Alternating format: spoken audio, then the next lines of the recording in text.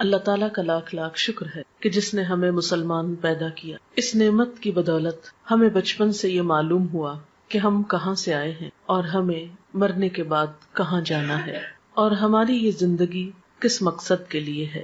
اللہ سبحانہ و تعالیٰ قرآن پاک میں فرماتے ہیں خلق الموت والحیات لیبلوکم ایکم احسن عملا، کہ اس نے موت اور زندگی کو بنایا کہ تمہیں آزما کر دیکھے تم میں اچھے کام کون کرتا ہے. ہم میں سے ہر ایک کے لیے یہ زندگی ایک امتحان ہے. ہم سب سے یہ دیکھا جا رہا ہے کہ ہم کیسے عمل کرتے ہیں. پھر ہماری زندگی کے اختتام پر ہم سب کو موت سے واسطہ پڑنے والا ہے، اور ہم سب یہ بات بھی اچھی طرح جانتے ہیں کہ ہماری زندگی میں وہ دن بھی آنے والا ہے جب ہم سب کو اللہ کے حضور حاضر ہونا ہے. وہاں ہمارے اچھے اور برے اعمال کی جانچ پرکھ ہونی ہے. وہاں ہم سے نعمتوں کے بارے میں سوال کیا جانے والا ہے. لہٰذا ہم میں سے ہر ایک کو ان حقائق کے بارے میں اچھی طرح معلوم ہونا چاہیے. آج کی اس شام جس موضوع پر ہم گفتگو کرنے والے ہیں وہ ہے موت کے بعد کیا ہوتا ہے، اور پھر موت کے بعد کیا چیز ہمیں فائدہ دیتی ہے. تو گویا آج کی گفتگو 2 حصوں پر مشتمل ہے. ایک تو بذات خود موت اور اس کے بعد ہونے والے مرحلوں سے متعلق ہے، اور دوسری کہ مرنے کے بعد پھر وہ کون سی چیزیں ہیں جن سے ہم سب کو فائدہ پہنچ سکتا ہے. موت کے بارے میں گفتگو کرنا کوئی بہت خوشگوار بات نہیں، لیکن ہم سب جانتے ہیں کہ یہ ایک بہت بڑی حقیقت ہے جس سے کوئی بھی فرار حاصل کر نہیں سکتا.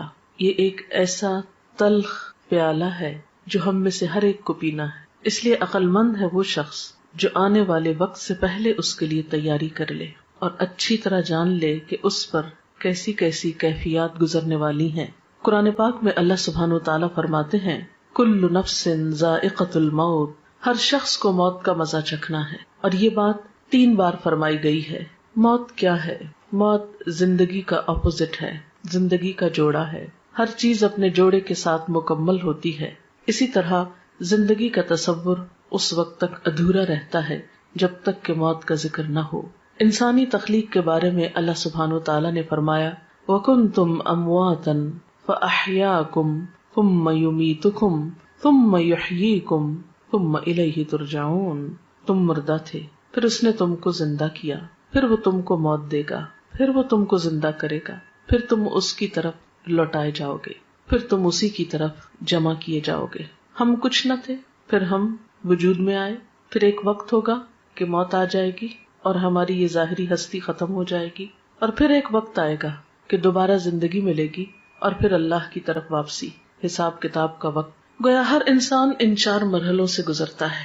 پہلا مرحلہ کچھ نہ تھے. اس مرحلے میں ہماری روح موجود تھی کیونکہ اللہ تعالیٰ نے تمام روحوں کو حضرت آدم علیہ السلام کی پیدائش کے بعد پیدا کر لیا تھا، لیکن دنیا میں آنے تک وہ سب ایک انتظار گاہ میں ہوتی ہیں. اس میں روح ایک الگ وجود رکھتی ہے مگر جسم نہیں ہوتا.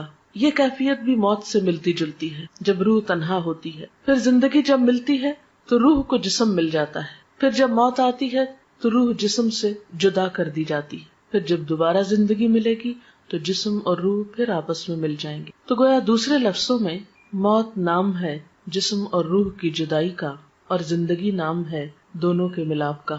ہم کچھ نہ تھے، ہم وجود میں آئے، ہماری روح کو جسم ملا، اور جب ہماری زندگی پوری ہو جائے گی، ہمیں دیا ہوا وقت مکمل ہو جائے گا، تو پھر ہم میں سے ہر ایک کو موت کی کیفیت سے لازماً دوچار ہونا ہوگا. وہ وقت بہت اداسی کا وقت ہوتا ہے. جدائی کا وقت تو ویسے بھی خاص زندگی میں ہی کسی سے جدائی ہو وہ ایک تکلیف دہ وقت ہوتا ہے. الگ ہونا، بچھڑنا کوئی خوشگوار بات نہیں. عارضی جدائیاں بھی تکلیف دہ ہوتی ہیں، لیکن کچھ جدائیاں پھر مستقل ہو جاتی اور اس کے بعد دوبارہ اس دنیا میں واپسی کا امکان نہیں. پھر انسان اگلے مرحلے طے کرتا ہے. وہ وقت نہ صرف یہ کہ روحانی طور پر ایک اداسی کا، تکلیف کا وقت ہوتا ہے، بلکہ جسمانی طور پر بھی ایک تکلیف دہ وقت ہوتا ہے. موت کے وقت کی ایک سختی ہوتی ہے، روح کے ساتھ جسم بھی اس تکلیف کو محسوس کرتا ہے. انسان کا بال بال دکھتا ہے. وہ وقت ایک بے ہوشی کا سا وقت ہوتا ہے. قرآن پاک میں سورۃ قاف میں اللہ تعالیٰ فرماتے ہیں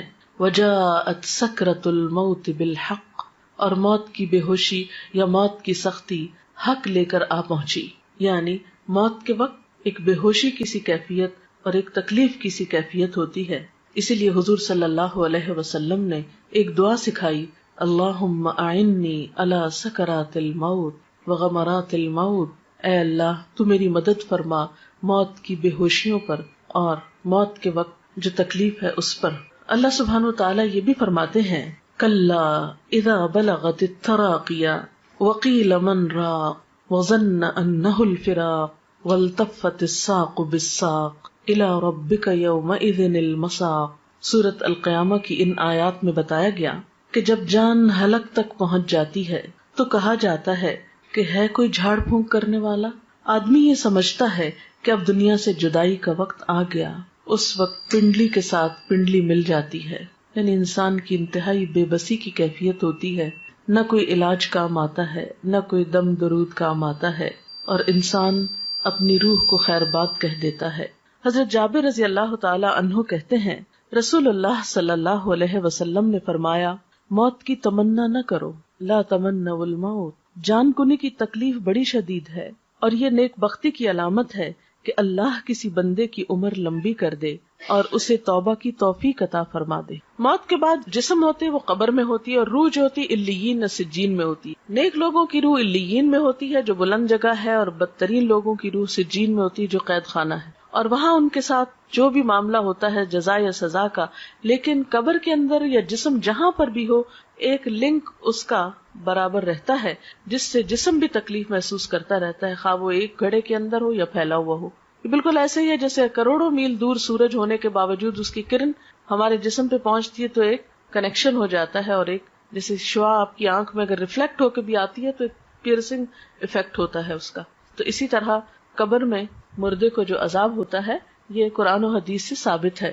لیکن شہداء کی روحیں جو ہیں وہ جنت میں ہوتی ہیں، ان کو رزق دیا جاتا ہے اور ان کے ساتھ اچھا معاملہ ہوتا ہے. آپ نے فرمایا شہیدوں کی روحیں سبز پرندوں کی شکل میں قندیلوں میں رہتی ہیں جو عرش الہی کے نیچے لٹکی ہوئی ہیں. جب چاہتی ہیں جنت میں سیر کے لیے چلی جاتی ہیں، اور جب چاہتی ہیں واپس آ کے انہیں قندیلوں میں بیٹھ جاتی. یہ مسلم کی روایت ہے. حضرت عبداللہ بن عباس کہتے ہیں کہ آپ صلی اللہ علیہ وسلم نے فرمایا، شہداء جنت کے دروازے پر بہنے والی خوبصورت نہر کے سبز گنبدوں میں ہیں جہاں انہیں صبح شام ان کا رزق دیا جاتا ہے. اس کے بعد یہ کہ قیامت کا دن آتا ہے اور انسان کا حساب کتاب شروع ہوتا ہے. میں اس کی تفصیلات میں نہیں جاؤں گی. میں اپنے لیکچر کا دوسرا اہم ترین حصہ کہ مردے کے لیے پھر ہمیں کیا کرنا چاہیے وہ تو پہنچ گیا جہاں اس کو پہنچنا تھا.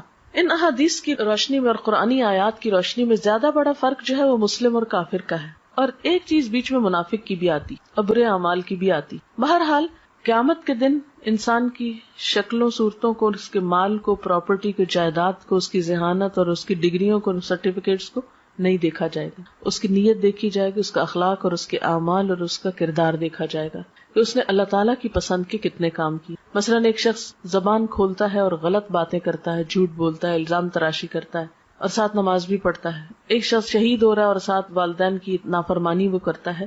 تو کچھ مسلمان ایسے ہوں گے کہ جن کے ملے جلے عمل ہوں گے. اب یہ اللہ تعالیٰ پر ڈپینڈ کرتا ہے کہ وہ کس کے ساتھ کیا معاملہ کرے. دیکھیں نا، آپ انسانوں میں کچھ انسان ہوتے ہیں جو آپ کے دوست ہوتے ہیں، آپ کو معلوم ہے کیسے معاملہ کریں. کچھ دشمن ہوتے ہیں، آپ کو پتا ہے. کچھ بیچ کے لوگ ہوتے ہیں، پھر وہ اللہ کی مرضی جس کیٹیگری میں ان کو رکھے. لیکن بہرحال نبی صلی اللہ علیہ وسلم نے جب صحابہ کرام کے سامنے ان سب باتوں کا ذکر کیا تو صحابہ کرام ایک موقع پر اتنا روئے کہ سب نے اپنے منہ پہ کپڑے ڈال لیے اور سسکیاں لے لے کر روئے.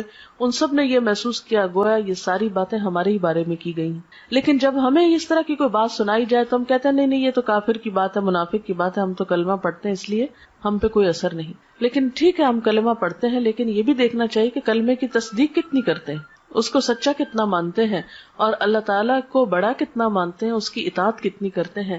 یہ بات بھی ہم سب کو سوچنے کی ہے. بات یہ ہے کہ عمل سے ہی انسان کی زندگی بنتی ہے اور اللہ تعالیٰ بھی انسان کے عمل کو دیکھتا ہے. اس لیے ہم سب کو یہ دیکھنا چاہیے کہ ہم نے اپنی آخرت کے لیے کیا تیار کر رکھا ہے. جیسے کہ قرآن پاک میں آتا ہے وَلْتَنْظُرْ نَفْسٌ مَّا قَدَّمَتْ لِغَدٍ، چاہیے کہ ہر شخص دیکھے اس نے اپنے کل کے لیے کیا تیاری کی ہے. سورۃ یاسین میں بھی اللہ سبحانہ وتعالیٰ فرماتے ہیں اِنَّا نَحْنُ نُحْيِي الْمَوْتَىٰ وَنَكْتُبُ مَا قَدَّمُوا وَآثَارَهُمْ وَكُلَّ شَيْءٍ أَحْصَيْنَاهُ فِي إِمَامٍ مُبِينٍ، کہ یقیناً ہم مردوں کو زندہ کریں گے اور ہم لکھ رہے ہیں جو کچھ وہ آگے بھیجتے ہیں اور جو اپنے آثار چھوڑ رہے ہیں، اور ہر چیز کو ہم نے ایک کھلی کتاب میں لکھ رکھا ہے. تو گویا ہر انسان کا نامہ اعمال دو چیزوں پر مشتمل ہے، ایک وہ جو اپنی زندگی میں کام کرتا ہے اچھے یا برے، دوسرے وہ جو اس کے بعد اس کے نام پر یا اس کو دیکھ کر لوگ کرتے ہیں. مثلاً اس کے جتنے بھی آثار ہیں، آثار سے مراد نشانیاں ہوتی ہیں، اثر کی جمع ہے. بچے اس کی نشانیاں ہیں، یا اس کا علم اس کی ایک نشانی یا علامت ہے، یا اور اس کے کچھ اچھے اعمال. ایسے اعمال کا اس کو بعد میں بھی بونس ملتا رہتا ہے، اجر ملتا رہتا ہے، لیکن نئے عمل کرنے کا وقت ختم ہو جاتا ہے. اس لیے ہم دیکھتے ہیں کہ نبی صلی اللہ علیہ وسلم نے فرمایا مرنے کے بعد انسان کے اعمال کا سلسلہ منقطع ہو جاتا ہے سوائے تین چیزوں کے جن کا ثواب میت کو پہنچتا رہتا ہے. نمبر 1 صدقہ جاریہ کرنا، نمبر 2 لوگوں کو فائدہ دینے والا علم، نمبر 3 نیک اولاد جو میت کے لیے دعا کرتی ہے. تو گویا انسان کے آثار میں تین چیزیں ہیں. ایک تو یہ کہ زندگی میں انسان ایسی جگہ اپنے ہاتھ سے پیسہ لگا جائے کہ جس سے لوگوں کو فائدہ پہنچے، جیسے کوئی کنواں کھدوا دیا، یا کوئی اسکول بنوایا، کوئی ہاسپٹل بنوایا، یا کوئی اور اچھا کام کیا. دوسرا یہ کہ کسی کو کوئی تعلیم دے جائے، کچھ سکھا جائے، کوئی اچھی بات بتا جائے اور وہ اس پر عمل کرے. اور تیسری یہ کہ نیک اولاد جو اچھی تربیت والدین کرتے ہیں تو اس پر جو کچھ وہ نیک اولاد کام کرے گی وہ والدین کے لیے اجر و ثواب کا باعث ہوگی. حضرت انس کہتے ہیں کہ میں نے نبی صلی اللہ علیہ وسلم سے سنا، آپ فرماتے ہیں دوست تین قسم کے ہوتے ہیں، یعنی فرینڈز کی تین قسمیں. ایک دوست تم سے کہتا ہے میں تمہارے ساتھ رہوں گا یہاں تک کہ تم قبر میں پہنچ جاؤ. ایسا آدمی جب قبر میں پہنچتا ہے تو وہ دوست اس کا ساتھ چھوڑ دیتا ہے. دوسرا دوست وہ تم سے کہتا ہے تمہارا بس اتنا حصہ ہے جتنا تم نے غریبوں کو دیا، اور جو کچھ تم نے نہیں دیا اپنے پاس رکھا وہ تمہارا نہیں. اس دوست کا نام مال ہے. یعنی ایک انسانی دوست ہے جو زندگی میں ساتھ دیتا ہے، مرنے پہ ساتھ چھوڑ جاتا ہے. دوسرا مال ہے جو اگر تو اچھے کاموں میں لگا دیا جائے، دوسروں پہ خرچ کیا جائے تو بعد میں بھی کام آئے گا، اور اگر صرف اپنی ہی ذات پر خرچ کر دیا اور اپنی ہی خواہشات کے پورا کرنے پر تو اس سے کیا ہوگا، وہ بعد میں کام نہیں آئے گا. اور تیسرا دوست تم سے کہتا ہے کہ میں تمہارے ساتھ رہوں گا اس جگہ بھی جہاں تم داخل ہوگے، اس جگہ بھی جہاں سے تم نکل کر جاؤ گے، یعنی قبر. اس کا نام عمل ہے. آدمی حیران ہو کر عمل سے کہے گا بخدا ان تینوں طرح کے دوستوں میں سے تم میں حقیر اور معمولی چیز سمجھتا تھا اور یہ میری بھول تھی. میں نے رشتہ داروں کے لیے، دوستوں کے لیے سب کچھ کیا، کوئی کام نہیں آیا، صرف عمل ہی ساتھ رہا. تو گویا ایک دوست انسان ہے، دوسرا مال ہے، اور تیسرا عمل ہے. انسان انسانی دوستوں کو بہت اہمیت دیتا ہے، مال کو بھی بہت چاہتا ہے، لیکن کام کرنا پسند نہیں کرتا جبکہ ساتھ اسی کو دینا ہے. حضرت ابو ہریرہ سے روایت ہے نبی صلی اللہ علیہ وسلم نے فرمایا بے شک مومن کے ان کاموں اور نیکیوں میں سے جن کا ثواب اسے مرنے کے بعد بھی پہنچتا رہے گا یہ چیزیں ہیں. یعنی اپنی زندگی میں انسان ایسے کام کر جائے جس کا اجر و ثواب اس کو مرنے کے بعد ملے. تو آپ صلی اللہ علیہ وسلم نے اب وہ کام بتائے. اب یہ حدیث ہم سب کے لیے کہ وہ کون سے کام ہے جو آج ہم کریں تو ہمیں قبر میں بھی اس کا پروفٹ ملتا رہے گا، اس کا فائدہ ملتا رہے گا، کیونکہ عمل ہی ساتھ جائے گا نا. وہ کون سے ہیں؟ نمبر 1 وہ علم جس کو اس نے سیکھ کر پھیلایا، یعنی خود بھی سیکھا اور دوسروں کو بھی سکھایا یا پھیلایا. نمبر 2 نیک اولاد جو اپنے بعد چھوڑ گیا، کیونکہ وہ بھی جو کچھ کرے گی انسان کی کوشش ہوتی ہے نا اس میں شامل، کیونکہ اولاد کو سکھاتا ہے انسان طالب علموں کی طرح تربیت کرتا ہے، تو جو وہ کرے گی وہ بھی ثواب ملے گا اس. نمبر 3 قرآن مجید جس کا وہ دوسرے کو وارث بنا گیا، یعنی اس کے اپنا تھا جس سے پڑھتا تھا کرتا تھا، پھر وہ کسی کو دے گیا اور کوئی اور اس کو پڑھ رہا ہے. نمبر 4 مسجد جو وہ تعمیر کر گیا. نمبر 5 مسافروں کے ٹھہرنے کے لیے گھر بنا گیا، یہ کوئی ہاسٹل بھی ہو سکتا ہے، کوئی مسافر خانہ سرائے، کچھ بھی ہو سکتا ہے. نمبر 6 نہر جاری کر گیا، یعنی پانی کا انتظام کر گیا. نمبر 7 صدقہ خیرات جو وہ اپنے مال میں سے اپنی تندرستی اور زندگی کی حالت میں نکال کے گیا، یعنی کہ مرتے وقت یہ فلاں کو دے دو فلاں کو، وہ تو پھر ہو گیا اوروں کا. ان چیزوں کا اس کو مرنے کے بعد بھی ثواب پہنچتا رہے گا. یعنی یہ وہ اعمال ہے کہ جو مرنے کے بعد بھی انسان کے کام آتے ہیں. حضرت ابو ہریرہ سے روایت ہے سعد بن عبادہ کی والدہ فوت ہو گئی تو سعد نے کہا اے اللہ کے رسول صلی اللہ علیہ وسلم میری ماں فوت ہو گئی ہے، کیا میں اس کی طرف سے خیرات کر سکتا ہوں؟ آپ نے فرمایا ہاں.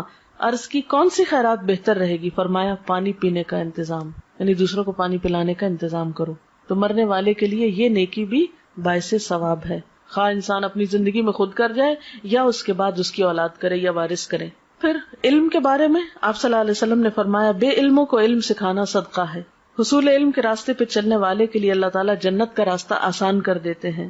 یعنی علم جو ہے انسان کے لیے بہترین صدقہ جاریہ ہے. انسان اگر سیکھتا ہے، سکھاتا ہے، کوئی کتاب لکھتا ہے، کوئی مضمون لکھتا ہے، کوئی کسی کو تعلیم دیتا ہے، کسی طالب علم کی فیس دیتا ہے، کوئی اسکول بنوا دیتا ہے، کوئی مدرسہ بنواتا ہے، کچھ بھی جو علم کی ایکٹیویٹی یا ترقی کے لیے، اور آج کا دور جیسے کمپیوٹر اور انٹرنیٹ کا دور ہے یا اور وسائل، تو کوئی بھی ایسا آلہ یا چیز خریدنا یا تیار کرنا یا ایجاد کرنا، وہ سب اس میں شامل ہے جس سے خیر کی بات عام ہو سکے. پھر نیک اولاد، یعنی انسان کی زندگی میں بہت چانس ہے کہ اپنے بچوں کی، اور خصوصاً آپ مائیں ہیں جن کے پاس بچوں کو وقت زیادہ ملتا ہے رہنے کا، ان کی اچھی تربیت کرے. آپ نے فرمایا سب سے پاکیزہ کھانا جو تم کھاتے ہو اپنے ہاتھ کی کمائی سے ہے، اور تمہاری اولاد بھی تمہاری کمائی میں شامل ہے. یعنی گویا اولاد کو قرآن و سنت کا علم دینا، اچھی تمیز، اخلاق، ادب سکھانا جو ہے اجر و ثواب کا باعث ہے. ایک اور چیز جو میت کو فائدہ دیتی ہے وہ دعا ہے. ایک مسلمان جب اپنے بھائی کی عدم موجودگی میں دعا کرتا ہے تو وہ قبول ہوتی ہے، اور اس آدمی کے پاس ایک نگران فرشتہ ہوتا ہے جو کہتا ہے کہ جو دعا تم اپنے بھائی کے لیے کر رہے ہو وہی تم کو بھی ملے. پھر اسی طرح ایک حدیث میں آتا ہے کہ قبر میں میت کی مثال ڈوبنے والے اور فریاد کرنے والے کی طرح ہوتی ہے، جو اپنے ماں باپ یا بہن بھائی یا کسی دوست کی دعا کا منتظر رہتا ہے، اور جب وہ اسے پہنچتی ہے تو دنیا کی ہر چیز سے زیادہ پیاری اس کو وہ دعا ہوتی ہے جو دوستوں کی طرف سے اس کو ملتی ہے یا اولاد کی طرف سے. آپ صلی اللہ علیہ وسلم نے فرمایا بے شک اللہ تعالیٰ اہل دنیا کی دعا سے اہل قبور کو پہاڑوں کے برابر اجر عطا کرتا ہے. یعنی ہماری دعائیں مردوں کے حق میں کیسے ثابت ہوتی ہیں؟ جیسے پہاڑ جتنا تحفہ، جو معمولی چیز نہیں ہے کسی مرنے والے کے لیے دعا کرنا. مردوں کے لیے زندوں کی طرف سے بہترین تحفہ ان کے لیے استغفار کرنا، یعنی ان کی بخشش کی دعا کرنا ہے. اور وہ دعا کیا ہے؟ اللہم اغفر لہ وارحمہ وعافہ واعف عنہ واکرم نزلہ ووسع مدخلہ واغسلہ بالماء والثلج والبرد ونقہ من الخطایا کما ينقى الثوب الابيض من الدنس اللهم ابدله دارا خيرا من داره واهلا خيرا من اهله وزوجا خيرا من زوجه اللهم ادخله الجنة واعذه من عذاب القبر ومن عذاب النار. تو یہ مسنون دعا ہے جو آپ صلی اللہ علیہ وسلم مردے کے لیے پڑھتے تھے. ہم سب کو بھی اپنے والدین کے لیے اور دیگر رشتہ داروں کے لیے یا دوستوں کے لیے جو دنیا سے چلے جائیں یہی دعا کرنی چاہیے. ہم سب کے پاس جو وقت ہے، صحت ہے، جوانی ہے، یہ ساری نعمتیں ایسی ہیں کہ جن کے بارے میں ہم سے سوال کیا جائے گا، حساب ہوگا. تو بات یہ ہے کہ ہمیں دو کام کرنے ہیں. ایک تو یہ کہ اپنے لیے ایسے کام کرنے ہیں جو ہمارے مرنے کے بعد ہمارے اپنے لیے صدقہ جاریہ بنے. دوسرے وہ کام ہیں جو ہمیں اپنے عزیز دوستوں، رشتہ داروں، والدین اور دیگر اقرباء کے لیے کرنے ہیں اگر وہ دنیا سے چلے جائیں، کیونکہ وہ اب اپنے لیے خود کچھ نہیں کر سکتے، وہ اب آپ کی دعاؤں کے محتاج ہو گئے. تو سب سے پہلی بہترین چیز جو کرنی ہے آپ کو وہ دعا کرنی. نمبر 2 یہ کہ ان کے لیے صدقہ خیرات کرنا ہے، اور خاص طور پر اگر وہ کوئی قرضہ چھوڑ گئے تو پہلے اس کو ادا کرے، ان کی وراثت تقسیم کرنے میں مدد کرے اہل خاندان کی. تیسری چیز، اگر ان کے روزے چھوٹ گئے ہیں تو اس کو ادا کریں، چاہے خود رکھیں یا اس کا کفارہ دیں. اور چوتھی چیز یہ کہ ان کے لیے صدقہ خیرات کا اہتمام، جیسے کنویں کھدوانے کی شکل میں یا پانی پلانے کی شکل میں یا اور کسی بھی طریقے سے. تو دعا، قرضوں کی ادائیگی، علم کا پھیلانا، یہ تمام چیزیں جو ہیں یہ میت کو فائدہ دیتی ہیں. وآخر دعوانا ان الحمدللہ رب العالمین. اب اگر آپ کے پاس کوئی سوال ہے تو آپ وہ کر سکتے ہیں. میں نے اسی لیے ذرا سا پہلے چھوڑا ہے کہ دعا کا بھی وقت مل جائے، اور اگر کوئی بات آپ کے ذہن میں ہو جو اس لیکچر سے واضح نہیں ہوئی تو اس سے آپ کو فائدہ ہو جائے. شرک کا مطلب ہوتا ہے کسی کو شریک کرنا. اللہ تعالیٰ کی ذات میں، اس کی صفات میں، اس کے حقوق میں، اختیارات میں کسی اور کو شریک سمجھنا شرک ہوتا ہے. ذات میں شرک کیا ہے؟ جیسے اللہ تعالیٰ کو الہ ماننے کے علاوہ پتھروں کے بت یا فرشتوں یا نیک انسانوں کو بھی پوجنا، یعنی خواہ وہ کوئی قبر ہو یا پتھر کا کھڑا بت ہو یا کوئی فرشتہ ہو یا پھر مورت ہو یا کوئی بھی چیز. صفات میں شرک یہ ہوتا ہے کہ جو قوت اللہ کے پاس ہے وہ اوروں کے پاس بھی. مثلا وہ رزق دیتا ہے تو ہم یہ آس لگا لیں کوئی اور بھی دیتا ہے. اگر وہ دعائیں سنتا ہے تو ہم سمجھے کوئی اور بھی ہماری پکار سننے والا ہے. اگر وہ رزق اور اولاد دیتا ہے تو ہم سمجھے کسی انسان کے ہاتھ میں بھی ہے، نعوذ باللہ. ایسا یہ صفات میں شرک ہوتا ہے. کسی کو قسمتوں کا بنانے بگاڑنے والا ماننا نہیں، یہ سب صرف اللہ ہی کرتا ہے. ان یمسسک اللہ بضر فلا کاشف لہ الا، اگر تم کو کوئی نقصان پہنچے تو اس کو دور کرنے والا کوئی نہیں سوائے اللہ کے. اگر یہ سمجھنا کہ ہمارا غم اور مشکل کشائی کوئی اور کر دے گا، یہ شرک. اسی طرح حقوق کے، جیسے عبادت اللہ کی ہونی چاہیے، اگر آپ غیر اللہ کی شروع کر دیں، نماز، روزہ، سجدہ وغیرہ، تو یہ شرک. اختیارات یہ کہ جیسے اختیارات اللہ کے اگر کسی اور میں سمجھے تو یہ بھی شرک. سوال ہے میت کے نام پر کھانا پکا کر کسی کو کھلانا یا مسجد میں بھیجنے سے میت کو فائدہ ہے یا نہیں؟ اگر وہ کسی غریب کو آپ کھلا رہے ہیں، کسی ضرورت مند کو دے رہے ہیں، تو انشاءاللہ فائدہ پہنچے گا، یعنی صدقہ اس کے نام پر آپ کر رہے ہیں، اس کو فائدہ پہنچانے۔ لیکن اگر وہ پکا کر خود ہی بیٹھ کے کھا لیتے ہیں، جیسے ہمارے ہاں ہوتا ہے کہ تیسرے دن کل کرتے ہیں اور اس میں اچھے اچھے فروٹ کاٹتے ہیں اور وہ سب آئے ہوئے دوست رشتے دار کھا پی کے گھروں کو چلے جاتے ہیں، پارٹی کا سما ہوتا ہے، تو یہ تو کوئی صدقے کی قسم نہیں ہے۔ یا پھر یہ کہ ہر جمعرات کو ہم اسی طرح کا کام کرتے ہیں، یا 40 دن گزرنے پر ہم دیگ چڑھاتے ہیں اور سب ایک جیسے دعوت ہو رہی ہے سب کی، آئے بیٹھے کچھ اور کھایا پیا اور چلے گئے، تو صدقہ ہے نا، یعنی کسی غریب کو کھلانا، کسی ضرورت مند کو دینا۔ تو میت کے نام پر اگر آپ صدقہ کرنا چاہتے ہیں تو ضرورت مندوں کو دیں، یتیموں کو دیں، بیواؤں کو دیں، مسکینوں کو دیں، یہ صدقہ ہوگا۔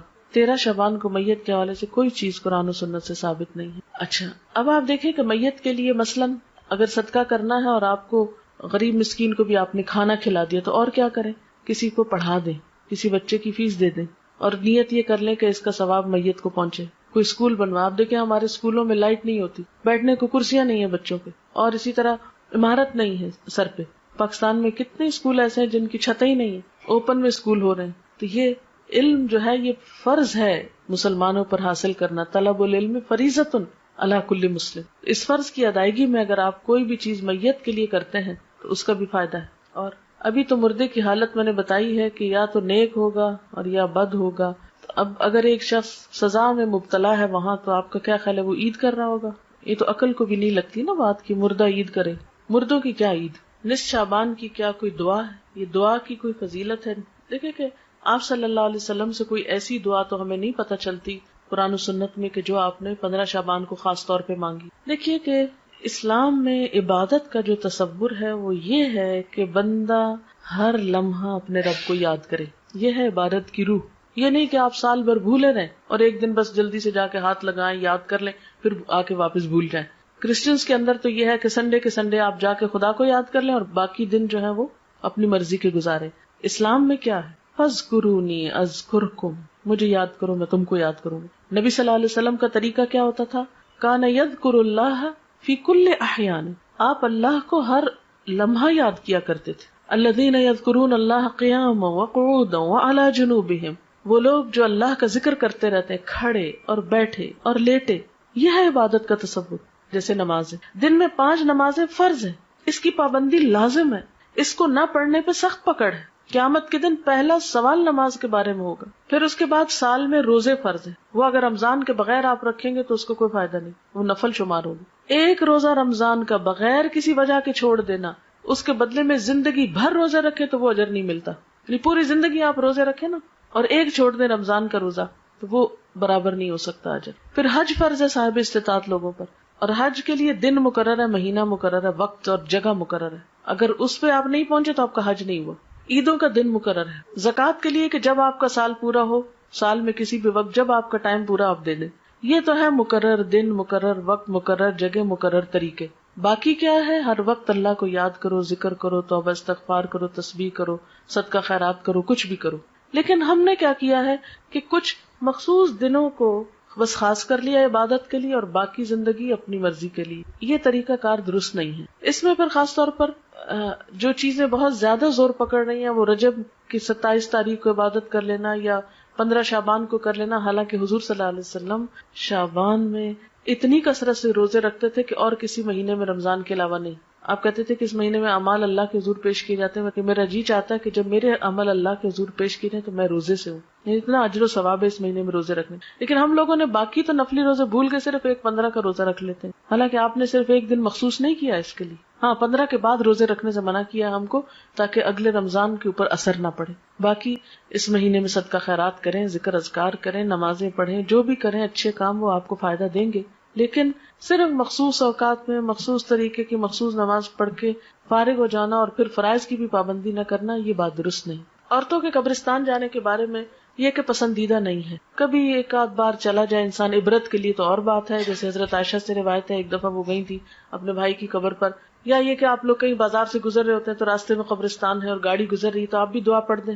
لیکن اسپیشلی قبرستان کے اندر جا کے کسی قبر کے پاس بیٹھ رہنا اور عورتوں کا کثرت سے جانا، اس کو ناپسند کیا گیا ہے۔ کوئی شخص مر گیا اس کے نام پر کھانا پکانا اور فاتحہ پڑھنا کیا درست ہے؟ میں نے بتایا نا ابھی کہ اس کی طرف سے صدقہ کرنے کے لیے آپ کسی غریب کو دے دیجئے اور کسی ضرورت مند کو کھلائیے. آپ اس کے نام پہ صدقہ کر سکتے. نام سے مراد یہ کہ اس کی طرف سے کہ اس کو ثواب پہنچے، صدقہ خیرات آپ کر سکتے ہیں. جی فاتحہ جو ہے یہ تو اپنی ہدایت کی دعا ہوتی. سورۃ الفاتحہ میں کیا ہے؟ ایاک نعبد و ایاک نستعین اہدنا الصراط المستقیم. ہم صرف تیری عبادت کرتے ہیں اور تجھ سے ہی مدد مانگتے ہیں، ہمیں سیدھا راستہ دکھا. تو مردے کو تو ہدایت کی دعا نہیں چاہیے، مردہ تو مر گیا، اس کو تو اب بخشش کی دعا چاہیے. اس لیے اس موقع پر کچھ مخصوص ذکر آپ صلی اللہ علیہ وسلم نے ہمیں نہیں سکھایا. بس نیت کریں، خواہ گھر میں نہیں بھی پکائیں. دیکھیں کتنے لوگ ہیں جو گھر میں کھانا پکا سکتے ہیں. کئی لوگ جو ہے وہ ان میں ہمت نہیں، کوئی بیمار ہے، کوئی مصروف ہے، کوئی کسی کے پاس اتنی وسعت نہیں. تو آپ بے شک راشن دے دیں، آپ پیسہ دے دیں، آپ کسی بھی طرح کسی کی مدد کر دیں. ضروری نہیں کہ پکا کے سامنے رکھ کے پڑھ کے پھر دیں.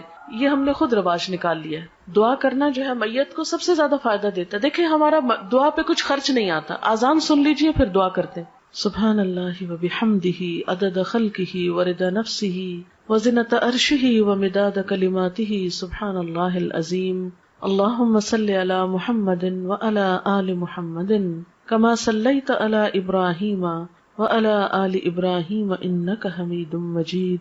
اللہم بارک علی محمد وعلی آل محمد کما بارکت علی ابراہیم وعلی آل ابراہیم انک حمید مجید. ربنا آتنا فی الدنیا حسنۃ وفی الآخرۃ حسنۃ وقنا عذاب النار. ربنا لا تزغ قلوبنا بعد اذ ہدیتنا وہب لنا من لدنک رحمۃ انک انت الوہاب. ربنا ہب لنا من ازواجنا وذریاتنا قرۃ اعین واجعلنا للمتقین اماما. ربنا لا تؤاخذنا ان نسینا او اخطأنا. ربنا ولا تحمل علينا إصرا كما حملته على الذين من قبلنا. ربنا ولا تحملنا ما لا طاقة لنا به واعف عنا واغفر لنا وارحمنا أنت مولانا فانصرنا على القوم الكافرين. یا اللہ پاک جو کچھ ہم نے پڑھا ہے سنا ہے اپنی رحمت سے اسے قبول فرما. یا اللہ جو باتیں آپ کی مرضی کے مطابق ہوئی ہیں، آپ کو پسند آئی ہیں، ہم سب کو اس پر عمل کی توفیق عطا فرما. اگر کوئی بات بھولے سے زبان سے ایسی نکلی ہے جو آپ کو پسند نہیں آئی تو ہم سب کو اس سے دور کر دے. یا اللہ تو ہمارے گناہوں کو معاف کر دے، ہمیں ہدایت عطا فرما، ہمیں ان کاموں کی توفیق دے جن سے تو راضی ہو جائے. اللہ ہمیں اپنی محبت عطا کر دے، اپنے حبیب محمد صلی اللہ علیہ وسلم کی محبت عطا کر دے، نیک بندوں کی محبت عطا کر دے. یا رب العالمین تو ہمارے گناہوں کو معاف کر دے، ہماری کوتاہیوں سے اور سستی سے درگزر فرما. یا اللہ تو ہمیں اس زندگی میں ان کاموں کی توفیق دے جن سے تو راضی ہو جائے. اللہ ہمارے والدین پر اپنی رحمت فرما.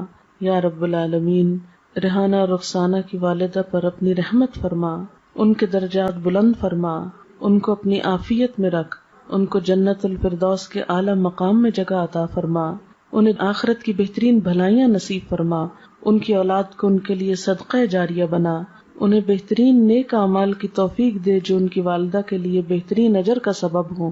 یا رب العالمین ہم سب بھی اس رستے کے مسافر ہیں، ہمیں بھی ان کاموں کی توفیق دے جو ہمیں وہاں کام آنے والے ہیں. ہماری موت کی سختی کو ہم پہ آسان کر دینا، نیک فرشتوں سے ہمارا واسطہ ہو. یا اللہ ہمیں قبر کے عذاب سے بچانا. یا اللہ تو ہمارا خاتمہ ایمان پر فرمانا، آخری وقت کلمہ نصیب فرمانا. یا اللہ ہماری اولادوں کو ہماری آنکھوں کی ٹھنڈک بنا، انہیں دنیا اور آخرت میں کامیابی دے. یا اللہ ہمیں نیکی کے کاموں کی توفیق دے، برائیوں سے بچنے کی توفیق عطا کر دے. اپنی ذات پر ہمیں مکمل ایمان اور بھروسہ عطا کر دے. جتنی بہنیں یہاں آئی ہیں سب کا آنا قبول کر، اس گھر پر اپنی خیر و برکت نازل فرما، سب کے دکھ تکلیفیں پریشانیاں دور فرما، ہم سب کو اپنی رحمت سے ڈھانپ لے، ہم سے درگزر فرما. تو ہی ہمارا مولا ہے، ہم سب پر اپنی رحمت فرما. ربنا تقبل منا انک انت السمیع العلیم وتب علینا انک انت التواب الرحیم. وصلی اللہ تعالی علی خیر خلقہ محمد وعلی آلہ واصحابہ واہل بیتہ اجمعین برحمتک یا ارحم الراحمین. الہی آمین. سبحانک اللہم و بحمدک نشہد ان لا الہ الا انت نستغفرک و نتوب الیک۔ رخسانہ، کچھ کیسٹ اور کتاب شاید آپ کو اپنی والدہ کے صدقہ جاریہ کے لیے تقسیم کرنا چاہتی ہیں، اس کے لیے میں آپ کو تھوڑا سا گائیڈ کرنا چاہوں گی کہ جب بھی آپ نماز پڑھیں اور قرآن پاک پڑھیں تو یہ چھوٹی سی دعاؤں کی کتاب ہے، اس کو آپ اپنے پرس میں رکھ لیں، اپنے کہیں بھی قریب رکھ لیں۔ تو ویسے تو اتنی دعائیں زبانی یاد نہیں ہوتی، بھول بھی جاتے ہیں ہم، ترتیب یاد نہیں ہوتی، تو آپ کیا کر سکتے ہیں کہ قرآن پاک کے بعد دعا قبول ہوتی ہے، اس وقت آپ وہ کتاب کھولیں، 5 دعائیں، 10 دعائیں، 20 جتنی آپ میں توفیق ہو ان کو پڑھ لیں، نشانی رکھ لیں، پھر اگلی نماز کے بعد پھر اگلی 5-10 پڑھ لیں، پھر اگلی نماز کے بعد اس طرح کر لیں، یا اگلی تلاوت کے بعد، کیونکہ میرا خود اپنا طریقہ یہی ہے کہ میں جب بھی نماز یا قرآن پڑھتی ہوں تو پھر ان دعاؤں کو آگے آگے چلاتی جاتی ہوں۔ اس طرح الحمدللہ قرآن کی دعائیں اور نبی صلی اللہ علیہ وسلم کی جو مسنون دعائیں ہیں جس میں دنیا آخرت کی ہر بھلائی کا ذکر ہے، ہمارا اپنا دماغ اتنا کام نہیں کرتا، تو وہ آپ پڑھتے جائیں۔ اس کا ایک تو فائدہ آپ کو خود ہوگا، دوسرا یہ کہ جن کے صدقہ جاریہ کے لیے یہ دیا جا رہا ہے ان کو بھی ثواب پہنچے گا۔ دوسرا ایک کیسٹ ہے، اس کیسٹ کا نام ہے واپسی۔ یہ ہماری ایک بچی تھی، طالبہ تھی، وہ فوت ہو گئی، اچانک اس کا ایکسیڈنٹ ہوا تو فوت ہو گئی۔ وہ اتنی نیک بچی تھی کہ خود پڑھتی بھی تھی اور پڑھاتی بھی تھی اور ہر ایک کی مدد کے لیے تیار رہتی تھی، تو اس کی زندگی ایک بہت مثالی زندگی تھی۔ اور اس کے علاوہ تعزیت کے کچھ آداب اور واپسی کا جو سفر ہے دنیا سے، اس پہ کچھ باتیں اس کیسٹ میں موجود ہیں، آپ خود بھی سنیں، اوروں کو بھی سنائیں، تو اس سے بھی انشاءاللہ ان کی والدہ کے لیے بھی اور خود اس بچی کے لیے جو فوت ہوئی ہے ایک صدقہ جاریہ ہوگا۔ اگر ہم دوسروں کے لیے بھلائی سوچیں گے، ہم دوسروں کے لیے خیر سوچیں گے، تو انشاءاللہ اللہ تعالی ہمارے لیے بھی کوئی خیر کا راستہ نکال دے گا۔ السلام علیکم ورحمۃ اللہ وبرکاتہ۔